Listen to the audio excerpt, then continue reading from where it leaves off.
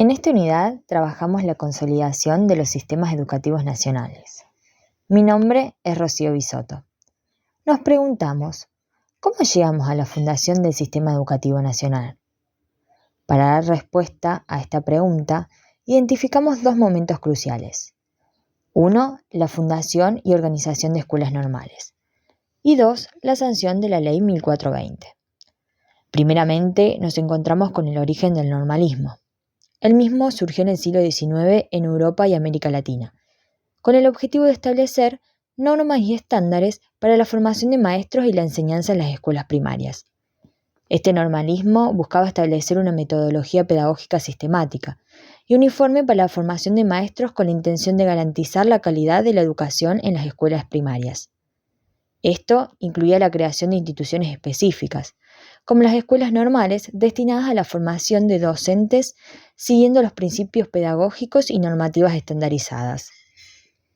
El normalismo y sus características. Centramos la mirada en tres ejes.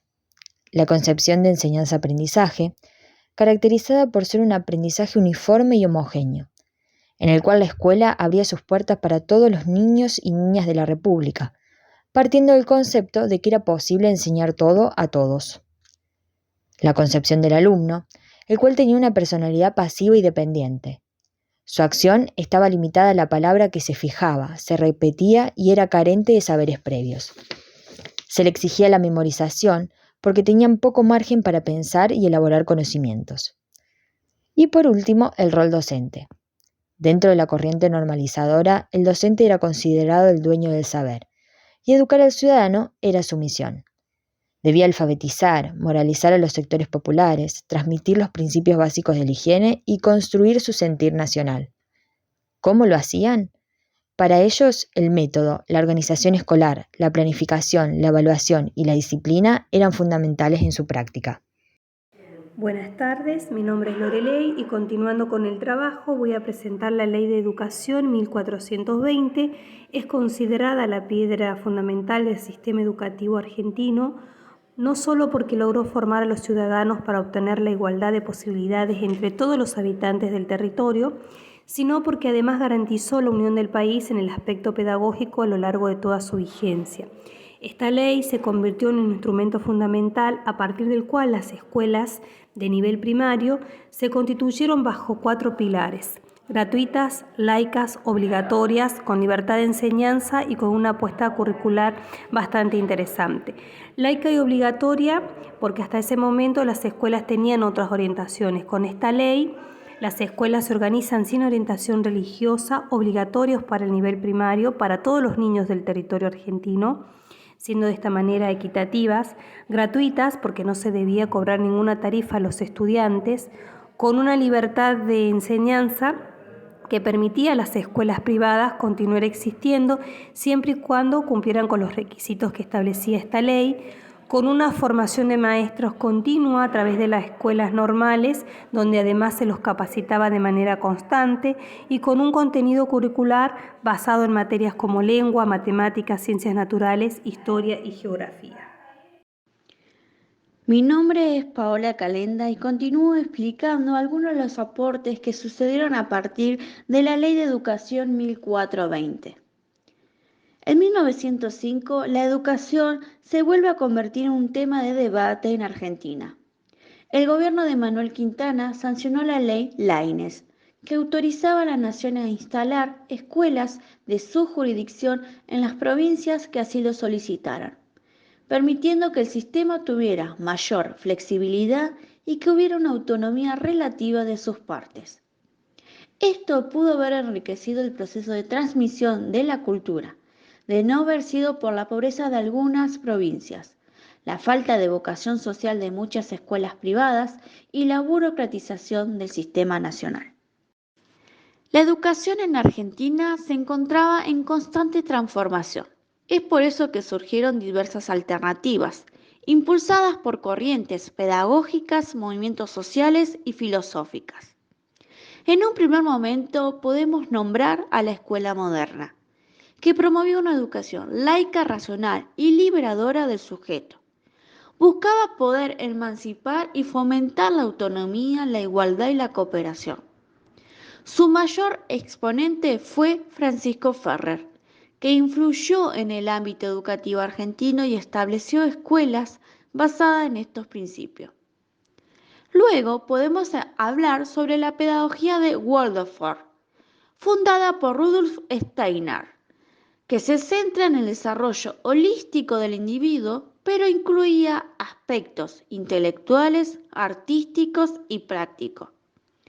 En Argentina se vio desarrollada esta pedagogía con una educación centrada en el niño y en su relación con la naturaleza y la comunidad. Soy Lara Calvo y voy a hablar sobre las diversas alternativas al sistema escolar que ya está establecido y que son impulsadas por las diferentes corrientes pedagógicas, movimientos sociales y filosofías educativas que buscan transformar la educación en el país. En primer lugar, la escuela moderna promovía una educación laica, racional y liberadora y además buscaba fomentar la autonomía, la igualdad y la cooperación. Por otro lado, la pedagogía Waldorf se centra en el desarrollo holístico del individuo, incluye los aspectos intelectuales, artísticos y prácticos. Por otro lado, mencionamos que la Escuela Nacional de Maestros y Maestras Normalistas, que aunque estaba integrada dentro del sistema educativo, representó una alternativa dentro del normalismo tradicional y buscaba formar a maestros y maestras con un enfoque más progresista, incluyendo una visión de la educación más democrática, crítica y socialmente comprometida.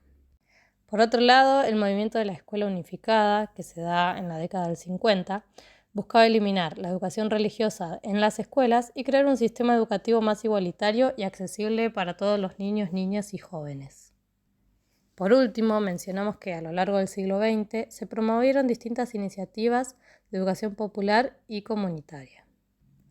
Estas propuestas buscaban involucrar a la comunidad educativa, por lo cual habría que adaptar la enseñanza a las necesidades locales y fomentar la participación activa de las personas en la toma de decisiones educativas. Soy María Virginia Calvo y les voy a hablar acerca de la reforma universitaria. Este fue un movimiento que se originó en 1918 y marcó un hito en la historia de la educación superior en el país. Este movimiento tuvo sus raíces en la Universidad Nacional de Córdoba y se extendió a nivel nacional, impactando profundamente en la organización y los principios de la educación universitaria en Argentina. Algunas características. 1. Democratización de la educación superior, promoviendo el acceso a la universidad para todos, independientemente de su origen socioeconómico, género o condición social. Abogaba por un sistema inclusivo y equitativo de educación universitaria. 2. Participación estudiantil y autonomía universitaria. Se promovió la autonomía universitaria para que las instituciones educativas tuvieran la capacidad de autogobernarse y definir sus políticas. 3. Libertad académica y cátedras libres. Impulsó la libertad académica, promoviendo la diversidad de ideas y la pluralidad de pensamientos en el ámbito universitario. Se abogó por la eliminación de las cátedras vitalicias y la creación de cátedras libres, donde diferentes corrientes de pensamiento pudieran expresarse y enriquecer el debate académico. Hola, mi nombre es María Carvajal y continuando con la reforma universitaria, plantea la profesionalización docente y currículo flexible. La reforma abogaba por la profesionalización de los docentes universitarios y la actualización constante de su conocimiento. También propuso un currículo más flexible, orientado a la formación integral de los estudiantes y a la adaptación a las necesidades de la sociedad. Transparencia y rendición de cuentas. La reforma promovió la transparencia en la administración de las universidades y la rendición de cuentas por parte de las autoridades universitarias. Se buscaba evitar la corrupción y garantizar la eficiencia en la gestión de los recursos universitarios. Rechazo a la intervención política y al nepotismo. La reforma rechazó la intervención política en la educación universitaria y abogó por el fin del nepotismo en la designación de autoridades académicas y administrativas. Se buscaba garantizar la independencia y la calidad de la educación superior. La reforma universitaria argentina tuvo un impacto duradero en la educación superior del país y se considera un momento clave en la historia de la educación en América Latina. Sus principios y logros han influido en la forma en la que se concibe la educación universitaria en Argentina y en otros países de la región.